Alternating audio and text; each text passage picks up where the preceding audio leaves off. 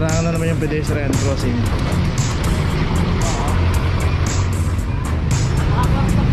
Ha? Eh paano yan? Saan ko ba bayaran yan? City Hall pa? Eh kung bayaran ko na ngayon. Tawag na lang po kayo. Eh may dala yan eh.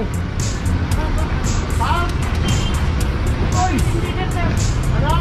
Ano lang ako sa gilid mo pare? Oo. Eh sir, unattended po yung sakay sa ano sa bawat. Hindi, nandito lang may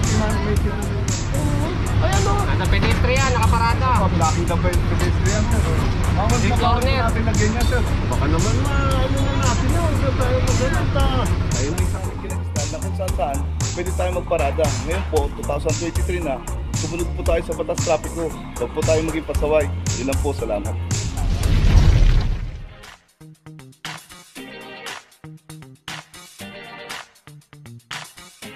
Papajo TV!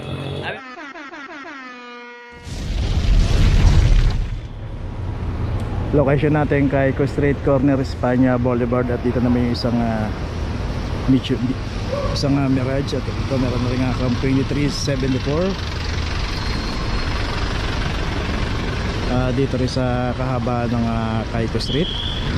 Dito rin sa Cayco Street, no, makikita natin simula dyan sa Espanya Boulevard hanggang dyan sa Loyola Street, pay parking. At itong isang Mirage hindi nagbayad ng parking.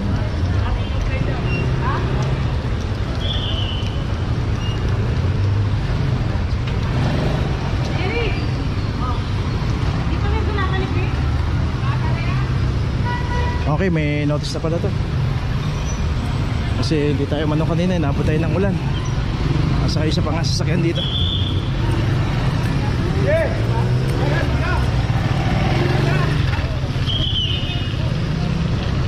May notice na yung Paps, yung pula.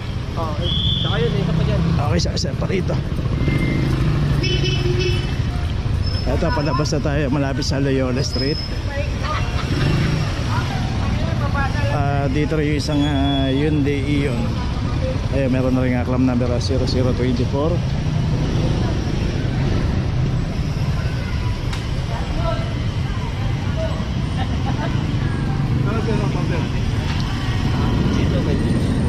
Okay, biglang buhos po kasi yung ulan. Ayun na. Okay, ayun, meron na rin notice. So dalawang sasakyan na claim dito. Tuloy na po tayo.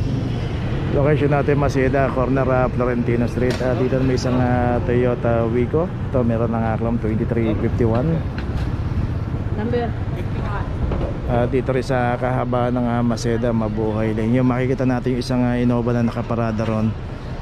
Yan, okay na yun kasi nakita natin yung pinturang kulay pula na yun.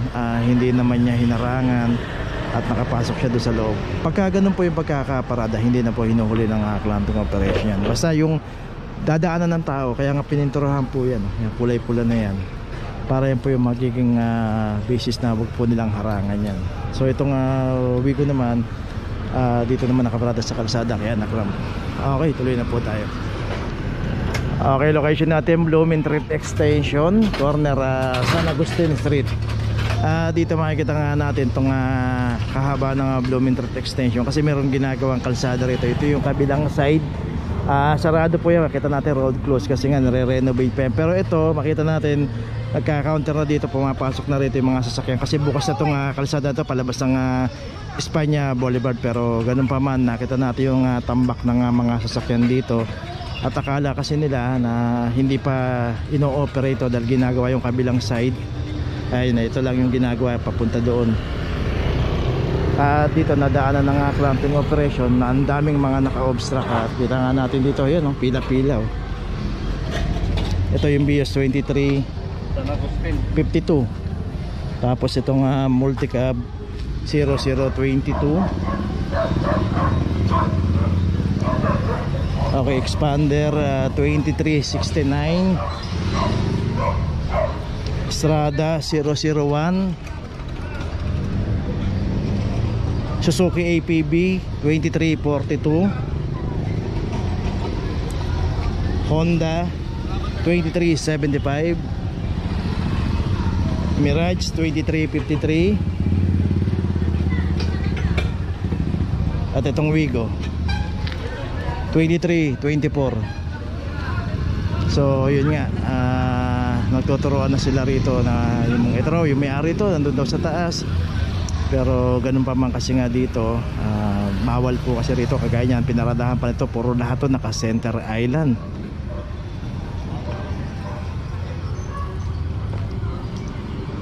So dito makikita natin talaga na halos karamihan dito walang garahe. Dito yung Toyota rin, ito may claim na 2367. At saka yung isa pang Mirage dito.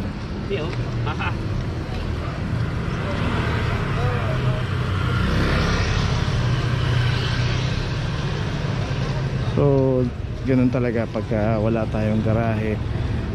Dito inabot ng clamping operation yan. At kahit hindi po clamping, kahit dumaan po dito ang wrecker, pagka nadaanan pong ganyan tapos bukas yung kalsada, pinaradahan natin center island, mas malaking abala po yan. Kaya kahit ginagawa yung kalsada, hindi ginagawa, dapat wag po tayo pumarada sa mga bawal. At saka yung isang Mirage dito, ito yung pinakahuli natin. Ayun, meron na rin claim number 2349.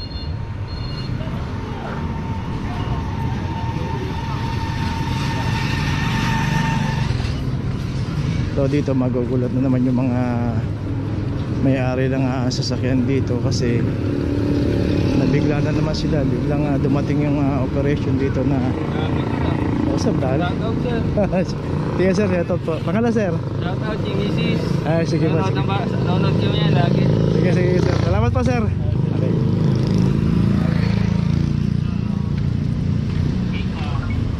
Ayun, safety na? Oo, tanggal. So yun naman ang ano dyan na dapat talaga wag na tayong, kasi dito pagka may pumaradang isa,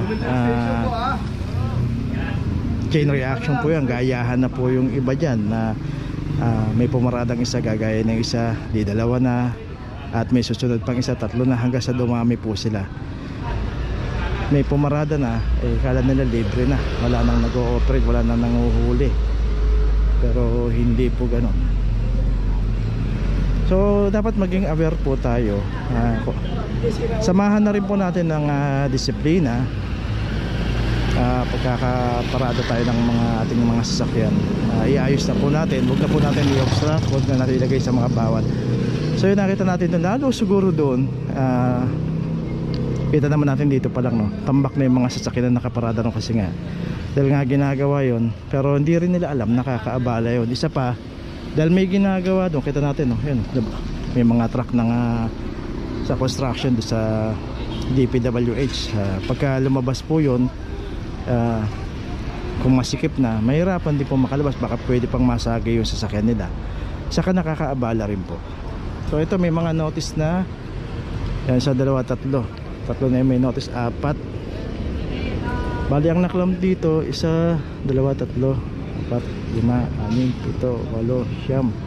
10, 10 sasakyan ang naklam dito sa kahabaan ng Blooming Street Extension. So simula rito sa may corner ng San Agustin Street hanggang doon sa Pilipa Street.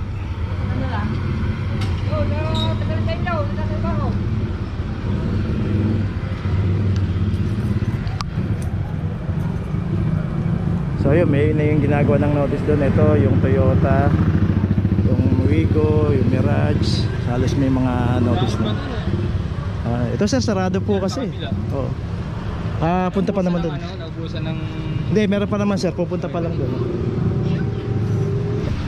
So yun, bali lahat dito meron ng notice. 10 sasakyan ang naklam.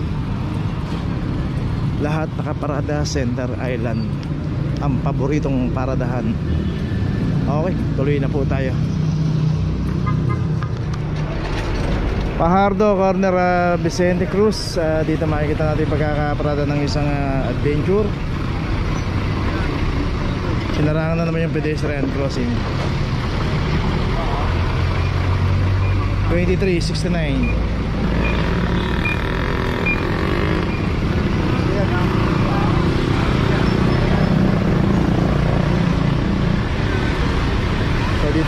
parada tayo, ayusin lang natin.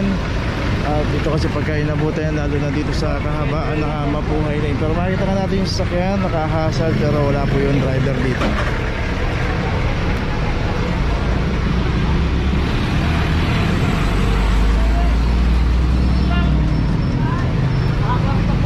Ha?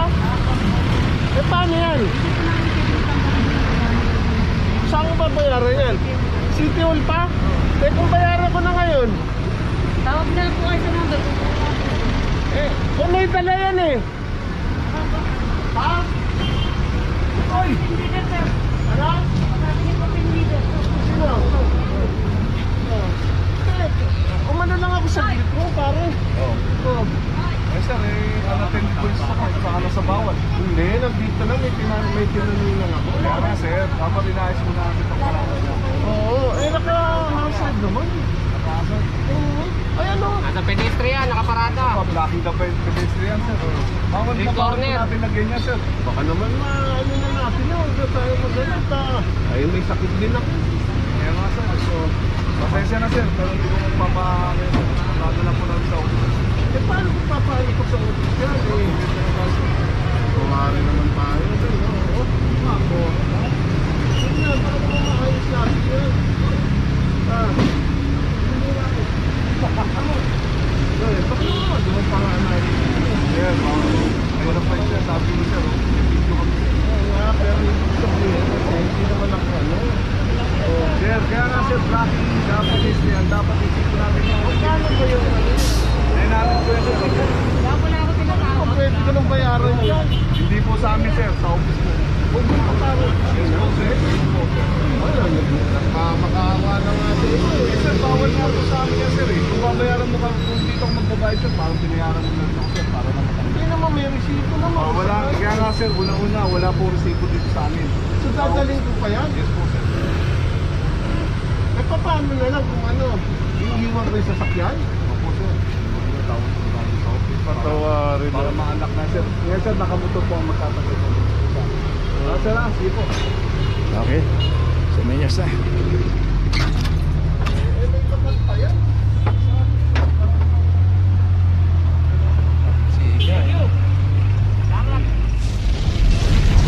Okay, nandito na ngayon tayo sa opisina ng clamping sa impounding dito sa Central. Dito na po nagtatapos ang ating vlog. Maraming salamat po sa mga subscriber, sa mga viewers, sa mga napadaan po sa ating channel. Maraming salamat po sa mga suporta nyo.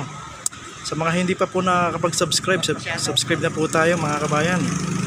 Maraming salamat po. Mabuhay!